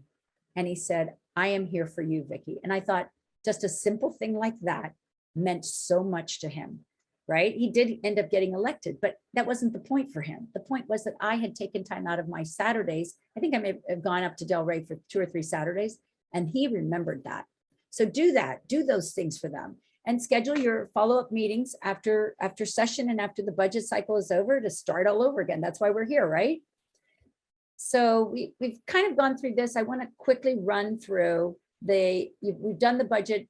There are 2 recommendations that we're also forwarding off of the Miami-Dade Commission on Women. One is to update the Human Rights Ordinance that says the definition of employer is going to mean, currently it means any business that has 5 or more employees. Now the recommendation is any business that has 1 employee or more, which I think is great. And as they said, it helps protect domestic workers and shield some of the county's most vulnerable workforce. The second one is a mandatory listing of salary or salary ranges on job listings for county jobs or job from county contractors. So you would see a salary range when you look, which should be equitable for men and women. We should also see the benefits, training, and educational opportunities. They want the whole compensation package to be listed, and the removal of prior salary or desired salary type of questions, because remember, women make less money. So if you have to put what your prior salary was, then you're already setting yourself up for no pay equity if you were offered the job. And of course, finally, the contractor preference should be given to those offering paid family leave, just as there's a preference for local vendors. And so let's look at the Miami-Dade budget process. Here, this is the most important slide of the whole presentation, because here's your timeline. So in February 9th, departments began submitting their plans to the Office of Management and Budget. Okay, so that was last month. This month, through the month of June, there'll be internal budget development activities, right? So this is the best time to engage the county mayor and her team regarding your priorities. Why is that? Because they have to submit a budget no later than July 15th. So this period right here, these next 3 months is critical for you to get in and see either the mayor, her leadership staff, or the appropriate departments where your request would fall, right? So start scheduling your meetings, because you'll have through, and I say sooner rather than later, right? Because the mayor's proposed budget submission is no later than July 15th. So get going is I guess my message there. Then there's going to be public budget hearings. September 8th and September 20th are the 2 dates. So mark those on your calendar, because that's when the commission will be hearing the public hearings. There were virtual budget meetings, by the way, right here, right after the department started submitting their plans. This mayor did a beautiful job of virtual budget meetings where she started learning what were important to people, right? So she could set her own priorities. And that's what's led to this. There's a final preliminary tax roll, which we won't cover today, but then that leads us to her budget submission. Then she's going to have public town hall meetings, as she did last year. Last year, she had to do some virtually and some in person. This is the best time to engage the commissioners, because remember, you want to tell them that the mayor's budget has gone into the commission, right? So it works a lot like the governor and the legislature. The governor always submits his budget, and then the legislature does their budget. They take into consideration what's in the governor's budget, but they don't always approve everything. They're legislatively, they're supposed to do their own budget. Well, the commission works the same way. The mayor proposes her budget, then the commission starts to review it. And during the public town hall meetings in August is the best time to engage with commissioners about the mayor's budget. If in fact you agree with some of the things in her budget, please tell the commissioners that. So this is why it's an important timing issue. And then of course the commission will host their public budget hearings, and they will approve the budget for the new fiscal year, starting October 1st. They'll approve it at the last budget hearing, which is September 20th. So here's your bird's eye view of how the budget development process works. Now, here is what her virtual budget meetings produced for her. Last year, she had 758 people registered and attended, and here were the items that came up: housing, transportation and mobility, art and culture, public safety, services, resilience, and parks. So if you're in any of these items, this is something that's been, these are the areas that were defined as important issues throughout the county. So she also did a Thrive 305 survey that you all know. She engaged in partnerships and civic engagement. So she was on a listening tour, as well as, looking at what the survey told her, right? And so this is her pillars. I love it, the 4 E's. She's interested in environment, equity, engagement, and economy, right? So she's very concerned about building and managing our environment so that it's resilient to climate stressors. Under equity, she wants to ensure that all the residents in the workforce are fully included in all aspects of life in the county. Under engagement, she's fostering trust in government by providing the community with timely access to information, and she obtains information from them that influence her decision-making. And then under the economy, which is one of her really strengths, she's building an inclusive economy that it creates jobs and invests in local talent. She's been instrumental in the airport and seaport expansions now. And so we're very thrilled that these are her 4 pillars. I thought it would be interesting for you to see where your dollar is at work, so you can figure out where you fall in these areas, right? So public safety gets 25 cents. That's a big one. It's one of the biggest issues in Miami-Dade County.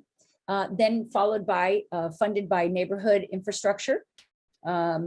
Then followed by the next one is economic development at 15 cents, health and society at 11 cents. The general government, obviously the running of the government, is 10 cents. Then we move to a tie between recreation and culture is 7 cents, along with transportation and mobility, they get 7 cents. And then lastly, policy formation gets 1 cent. So this is your dollar at work in the budget, in the county budget. So here are the key priorities for the mayor. She's going to protect public safety, reinvigorate the economy, invest in the workforce, protect the environment, enhance neighborhood infrastructure, promote a healthier Miami-Dade, and expand government accountability and transparency. So if you fall under any of these priorities, please make sure that you see whoever it is that's overseeing these priorities, so you can tell them that you can partner with them, and then you can take your message to the commission and say, look, this is in the mayor's budget. Let's say it's public safety, and you happen to do, let's say, reentry work, right? So you're helping women and girls come out of the correctional system. So you would, this is a big deal for her, right? Because I've been appointed to her public safety working group. So you would say, look, this falls within this priority, and this is what we do to enhance that priority. And we would like to, work with you, work with the county on helping to expand that priority. So, by the way, these slides are, I want to credit our good friend Jason Smith, who works for the mayor. He put together this slideshow, so I wanted to make sure we credited him, because he did a great job at showing us under protect public safety. She has a peace and prosperity plan. If you don't know what it is, you should read it. I told you earlier about the creation of the Office of Neighborhood Safety, the Miami Police Departments, and expanding public safety resources. Under reinvigorating the economy, she has an Office of Equity and Inclusion. She has a Miami-Dade Rescue Plan. She, of course, is a fond supporter of blue-green jobs. Here's a good one: early childhood learning and development comes under this, and the expansion of the airport and the seaport. Here's her rescue plan. Of course, we have a big problem with infrastructure projects, the septic to sewer conversion, and any neighborhood improvement.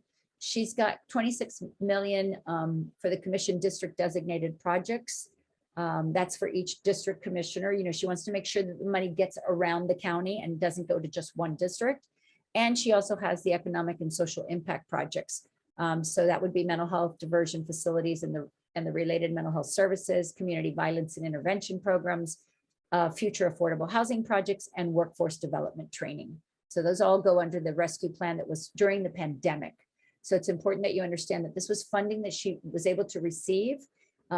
It's not necessarily that those funding amounts will be available this year. That's why we have to be very careful, because we came off of a really good year when there was a lot of money that was coming from the feds. And now we have to get back to the money that comes from our property taxes and other sources of revenue.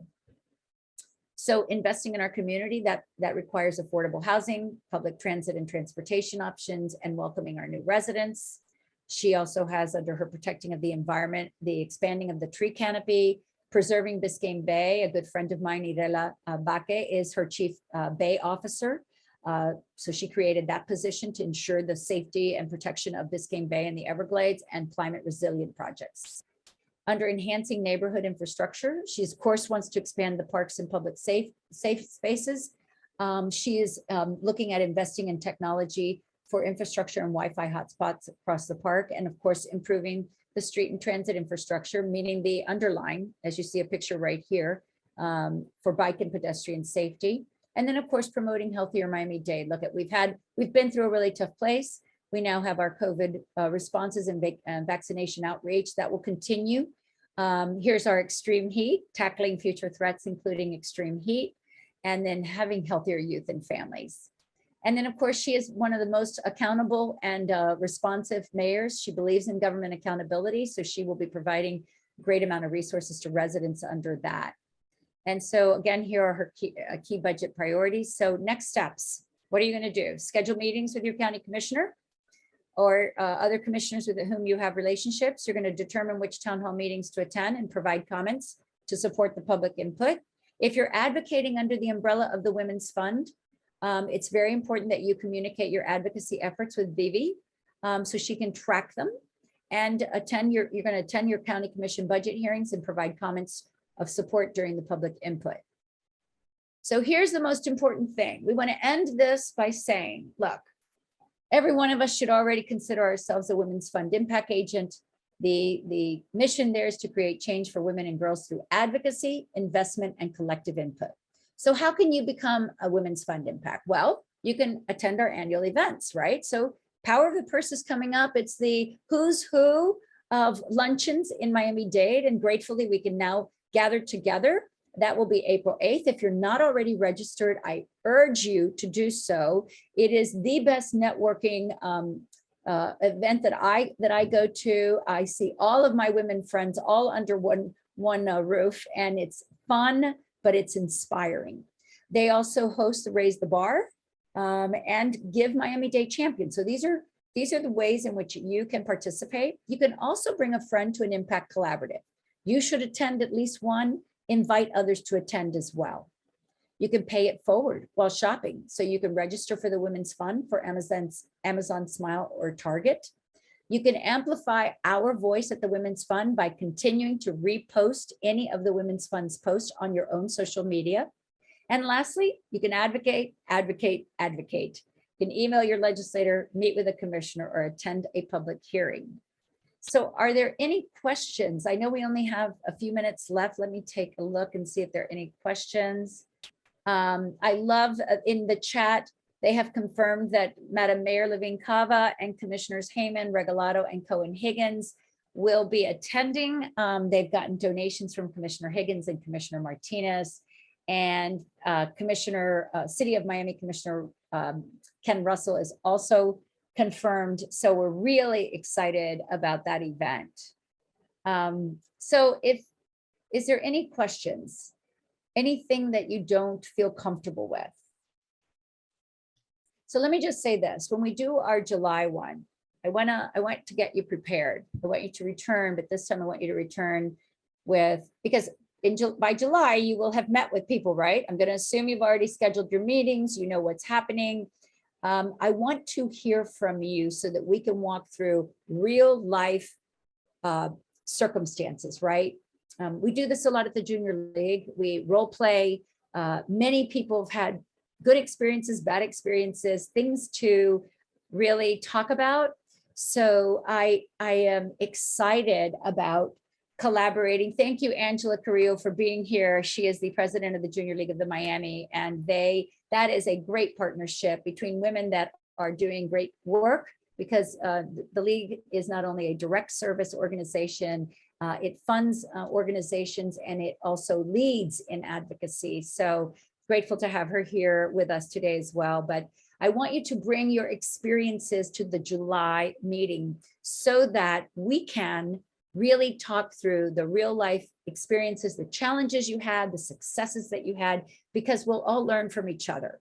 So I'm going to encourage everyone to do to schedule their meetings now and to come to the July next advocacy training, where we'll really get into the nitty gritty of the things that have happened to you during this period of time. So with that, Maria, that concludes my Vicki, it's terrific. I know we've got just 2 minutes left there. You've answered many of the questions, but one of the questions, what special events that you recommend to connect with these officials? You mentioned some, but do you want to give us a repass on committee meetings, budget meetings, maybe those? Sure. Well, I mean, so clearly the budget meetings is one you'll go to, but you remember, you don't want to just go to the microphone. A lot of people make the mistake of going for public input and they don't even know who you are. So scheduling the meetings in the district office, getting to know their district staff, also getting to know who else they help. So for instance, I was in Senator Garcia's office and he was telling me about some of the organizations his office is working with in Hialeah, right, which is his district. So gathering that information was important, and attending their events, because you can be sure he's probably attending those events as well. So that might be a good way of, I think, of really propelling, sort of what I call expanding your access to them, because if you are there supporting something that's near and dear to their heart, they're more apt to want to support you as well.